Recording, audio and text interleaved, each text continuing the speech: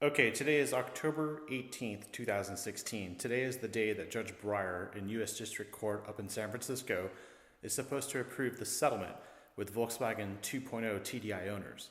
There might be some information for 3.0 owners like myself, but the most interesting news that's come out today has been that the EPA will not look at a fix until after a settlement has been approved. Now, as an owner, it's hard to decide if I want to take the buyback or do the fix, specifically if there is no approved fix. And the problem here is the approved fix might actually be a buyback, right? So I'm already preparing for a buyback of my 3.0 TDI A6. And if I have to let it go, I've come up with a list of cars I think I can replace it with. Now, I'm not coming up with similar cars or basically diesel vehicles or anything else like that in particular. Just because this is a diesel doesn't mean I want another diesel, right? But at the same time, I don't want a hybrid. So I've come up with this list here, and let me know what you think about it. Because I just wrote it down in the first 5 minutes of the day after my coffee thinking, yeah, I could do one of these. The exception actually is one of them no longer exists for 2017. But here's a quick list. It's something I threw together based on everything I've driven over the past year. I've driven about 100 cars. And this is in no particular order as well. The Volkswagen Jetta GLI. Now that's the hot version of the Jetta. I can get in a manual transmission. For 2017, it's about 27 grand. So it's about $1,000 more than the Chevy Cruze Premier I drove. That was a good car in itself, the Chevy Cruze Premier, but there might be a diesel one coming out within the next year. So I don't think I want to jump into that. But the Jetta GLI is pretty fun. Manual, GPS, fender stereo, 27 grand. It's decent, right?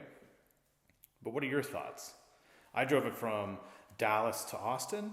No, I drove it from Austin to Dallas and got 33.5 mpgs on it. So it is worth thinking about. The second car on my list, the Infiniti Q50 Red Sport. Now that's 400 horsepower. I'd probably get the rear wheel drive version because I don't live in the Northeast. I'm here in Texas and I don't need all wheel drive. I do need 400 horsepower though. So that car could be had starting at 48, can probably be equipped about 54,000 and I'd be very happy with that. So that's definitely on my list. The Mini Clubman S. Now this is a different one because I think I need something like a Golf. That's not a Golf. So there's some practicality with the hatch and there's 4 doors and it's a Mini and it should be scooting along pretty good. I can probably get it in a manual. And I think that's a total departure from this, which might be good for me. And you should consider that too if you are a TDI owner. You should probably go completely different. You should go 180 and do something completely different this time. Because as you know, and as I know, we've been stuck with the 3.0s for a year with no news on a fix and no news about a buyback.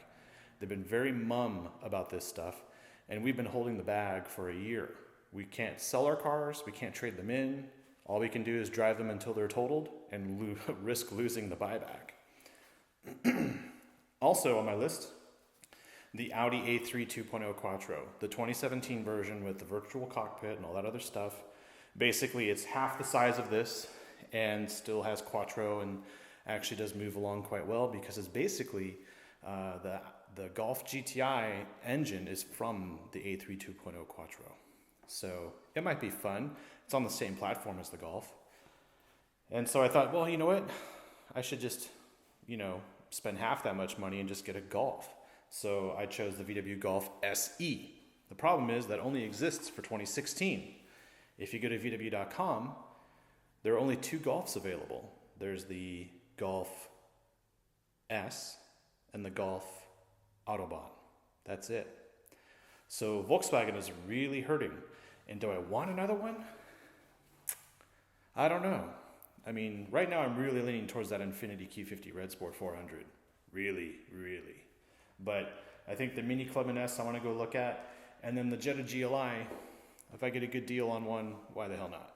So what are your thoughts on that? Which one would you take? Or if this list is completely bonkers, let me know what you think I should do. And don't say something like the Canyon or the Colorado diesel. I don't need a truck, okay? And I don't need an SUV either. I'm not prepping to schlep a bunch of people in the middle of the night like Grapes of Wrath style, you know. I don't need this SUV thing. If I did, I would probably get a Q7 anyway. But it's the last thing I want to get right now is a monstrous SUV. So keep it to something fun. Something with a manual would be even better. And something with a lot of power. Okay, so based on this list,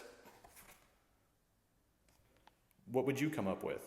And keep in mind, it's looking like all TDI owners might have to do the buyback, because if there's no approved fix, you definitely won't be able to register it in a few years' time. Thanks for watching.